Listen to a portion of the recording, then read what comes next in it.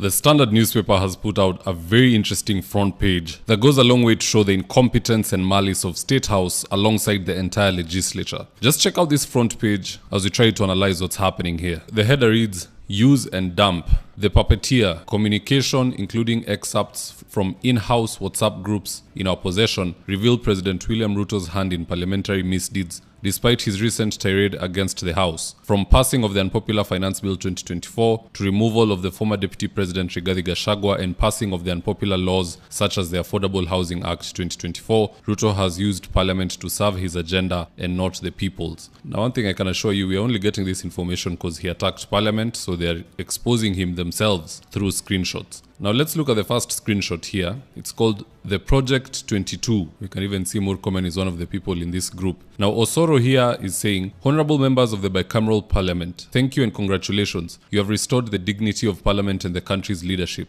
The former DP was indeed an embarrassment, not only to himself, but to all those of us that fought for and still defend this government. Never again should we find ourselves in this situation. Sasa turudi kazi. To the colleagues in the National Assembly, please be in chambers as early as 9 a.m. Tumalize some urgent business before we proceed for recess later in the day. A sigh of relief to His Excellency one term, to Parliament and the country at large. May God bless Kenya." Now, one thing I want you to realize about huyu jamaa anaitwa one term, this is President William Ruto. He is the one who has been saved by whoever took this screenshot. Huyu jamaa memsave as one term.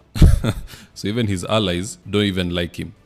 Second screenshot. The same one term is saying, "Teammates, we thank our Almighty God for bringing us this far. We trust God in all situations and commit our nation to Him. I have just forwarded the name of my nominee for Deputy President to the National Assembly for your consideration and vote. I request you to kindly consider this nominee positively. God bless you and I'm eternally grateful for your support. WSR, William Samoei Ruto." Then Jeb Kosgei said, "Count it done, Your Excellency, sir." Irungu Kangata said, "Congratulations, Your Excellency. Professor is a good leader with a vision and ability to help, boss." This tweet that I've just read for you confirms Ruto's personal involvement in the removal of Gachagua. So hiyo mambo yake ya kutoka inchi during the impeachment, it was all just ukora. He always runs from the country when there is something fishy that is about to take place so that he can take zero accountability. You know, it reminds me of this politician. I won't mention him. Somebody was fooling around with his wife. Na huyu jamaa alikuwa ameonywa. I think they even got a restraining order against that fellow, barring him from accessing that home. Na jamaa kusikia. So this politician left and went to South Africa. Na huyu jamaa akaenda pale na akauliwa. So when he came back, you know, you have testimony. You say, "Me, I was not in the country." So Ruto, much as he was not in the country, he was part of the people who orchestrated the murder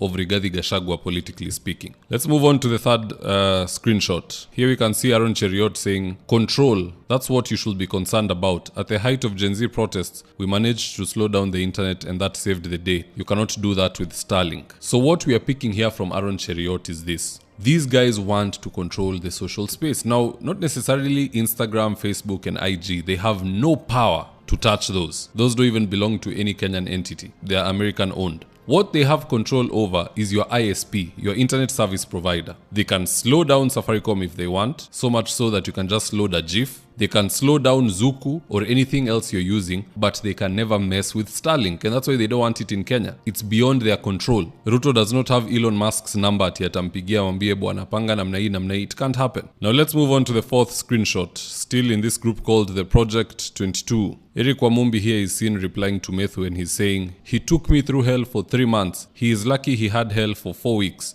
It's payback time, Senator Methu. No pity, no mercy, no sympathy. He has to go home today. Tell him to stop faking." He's referring to Rigathi being sick in hospital after the Senate impeached him. Sakaja replied to Wamumbi, 3 months? Some of us it has been 2 years. So you can just see the kind of colossal blunder the president has made. By attacking the National Assembly, wameamua sasa, kawa umekuja na hizo, pia sisi tutakuonyesha ujui. They have started releasing screenshots. And more are going to come. You best believe more screenshots are going to come as we head into 2027. Sijui rais atajitetea aje. Now, screenshots aside, the one thing I'm noting is that we don't take national security seriously. How can classified information be shared on WhatsApp? Aside from these fools ending up on the front page of the Standard, what happens when a foreign nation gets hold of more incriminating chats? Because remember, WhatsApp belongs to Facebook and Facebook belongs to Meta, which is owned by Mark Zuckerberg, who is an American. So through extension, the FBI, CIA, and Secret Service, at all times, they all know exactly what our leaders are saying. This is a national security threat as a result of foolishness. Hamwezi kuwa mnapanga national business on WhatsApp. Rigiji even told us Ruto has a presidential diary on WhatsApp where his entire travel log is posted. Just listening to this.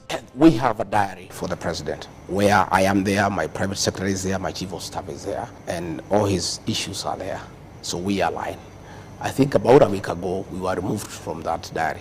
Is the Kenyan government so broke that we can't get secure lines of communication? Shame on the NIS and the entire leadership of this country. That's beneath us. Anywho, having said that, here's what Kenyans next had to say, and I quote, "Overcome evil with good said, Kasongo is done with his MPs anyway. He will fund MCAs etc. to remove them. They already did the dirty work for him, so he doesn't need them anymore. Use and dump." Namaso Avin said, "The Shah Upuzi should be on the front cover this entire week. One ghost hospital at a time, Wizi Bila break." Mwanahuro said, "Mr. I have become a lonely voice in this executive, was scheming all along. He's the dump. What a clown." Brad Pitt said, "What is Kangata doing in the National Assembly WhatsApp group? This is a deflection from the Shah scandal." Brian and Stewie said, "Huyu ni nani amesave Kasongo kaa one term? William Ruto flee the country kabla uingie jela bana." Charlo said, "David Wafula, I remember you saying it is a matter of time before they start leaking WhatsApp messages and calls. We continue to wait and see how much more beans will be spilled." Now what say you guys? Do drop me your comments in the comment section below and I'll do my best to read them and to give you a response. Now with that, here's today's ad of the day. If you're in need of electrical wiring, solar installation or electrical fittings such as strip lights, snake lights, downlighters or chandeliers, contact Engineer Wycliffe at 0707 476602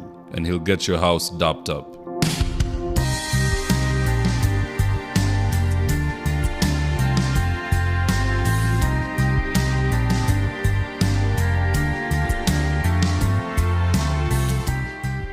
Now, if you're here for the first time, please go on and hit the subscribe button. If you're watching for a different platform, just head on over to YouTube, search for David Wafula. Hit the subscribe button, you're going to be getting a ton of content of this nature. If politics